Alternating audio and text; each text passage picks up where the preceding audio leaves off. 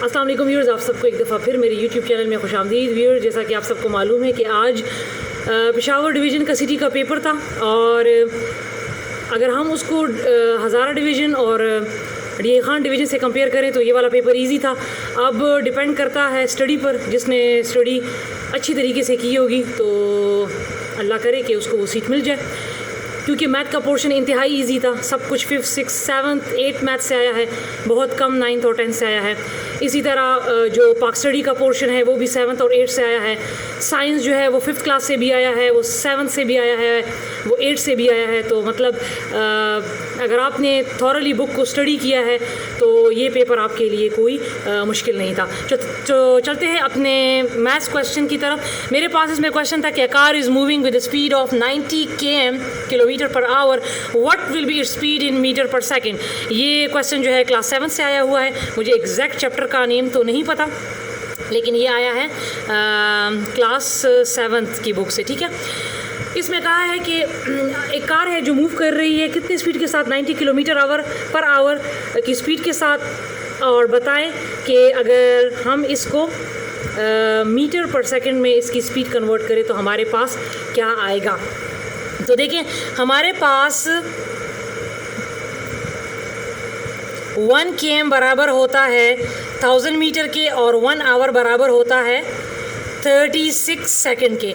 मैंने इसको मीटर पर सेकंड में कन्वर्ट करना है, तो सिंपली मैं क्या कर लूँगी कि मैं 1000 बाय 3600 को ये जो 90 है इससे मल्टीप्लाई कर लूँगी। ये हम मीटर पर सेकंड में जब भी किसी चीज़ को कन्वर्ट करते हैं तो उस डिजिट को हम 1000 डिवाइडेड बाय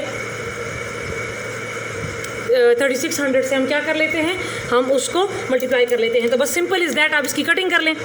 0 0 से कट गया, ये 0 इस 0 से कट गया, 9 1 टाइम 9, 9 4 टाइम 36, और 4 के टेबल में 100 कब आता है, 25 टाइम।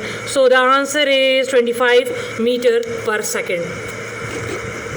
जी तो व्यूअर्स, मेरे पास इसमें नेक्स्ट क्वेश्चन था कि dash is a number which divides the dividend leaving no remainder. Marker थोड़ा सा लाइट है, इसमें इंक ख़त्म हो गई है, तो बस इसको समझने की कोशिश करें। तो हमारे पास इसका जो करेक्ट ऑप्शन था वो था फैक्टर।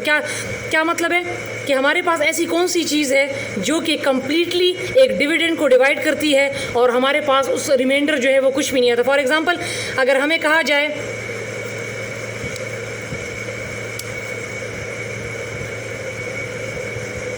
फैक्टर ऑफ 8, ठीक है, मीन 8 किस किस टेबल में आता है, तो आता है 1 2 4 8। अब अगर इस 8 को मैं इन नंबर्स पर, हम कह सकते हैं कि ये 8 जो है ये कम्प्लीटली जो है डिवाइड करता है किस पर, इन फैक्टर्स पर। कैसे, अगर हमें 8 को डिवाइड करूँ 1 पे या 2 पे तो 2 4 टाइम 8, तो कोई रिमाइंडर नहीं बचता। इसी तरह अगर इसी 8 को मैं डिवाइड करूँ 4 पे तो 4 2 टाइम 8, कोई रिमाइंडर नहीं बचता। तो जब भी हमारे पास किसी नंबर के जो फैक्टर होते हैं वो क्या करते हैं, वो उस नंबर को कम्प्लीटली जो है डिवाइड करते हैं और हमारे पास रिमाइंडर कुछ भी नहीं बचता, ठीक है। तो वो हमारे पास, इसका जो करेक्ट ऑप्शन है वो हमारे पास फैक्टर है। फॉर एग्ज़ाम्पल, हम किसी भी नंबर का फैक्टर मालूम करें कि ये अब 8 है, ये किस किस टेबल में आता है, तो मैंने बता दिया। इसका मतलब होगा कि ये वाला जो नंबर है ये इन तमाम फैक्टर्स पर फुली जो है वो डिवाइड होगा और हमारे पास रिमाइंडर होगा वो 0 होगा। याद रखें कि इन फैक्टर्स को हम डिवाइज़र भी कहते हैं, ठीक है। ये फैक्टर असल में डिवाइज़र है। अगर मैं 8 डिवाइड बाय 2 लिखूँ, 8 डिवाइड बाई 2, तो ये मेरे पास डिविडेंड है और ये मेरे पास डिवाइज़र है, ठीक है। तो हम इन फैक्टर्स को डिवाइज़र भी कहते हैं। तो अगर ऑप्शन में फैक्टर ना होता, डिवाइज़र होता, तो आप इसका करेक्ट ऑप्शन फिर लिखते डिवाइज़र। जी तो व्यूअर्स, अब इसमें नेक्स्ट क्वेश्चन था कि the internal angle at each vertex of octagon. इस किस्म के क्वेश्चन मैं बार बार कह चुकी हूँ कि आ रहे हैं पेपर्स में। अगर आप हज़ारा का CTA के PhD पेपर उठा के देख लें तो उसमें भी ये क्वेश्चन आए हुए हैं। मैं इसको डिटेल में करवा चुकी हूँ, ठीक है।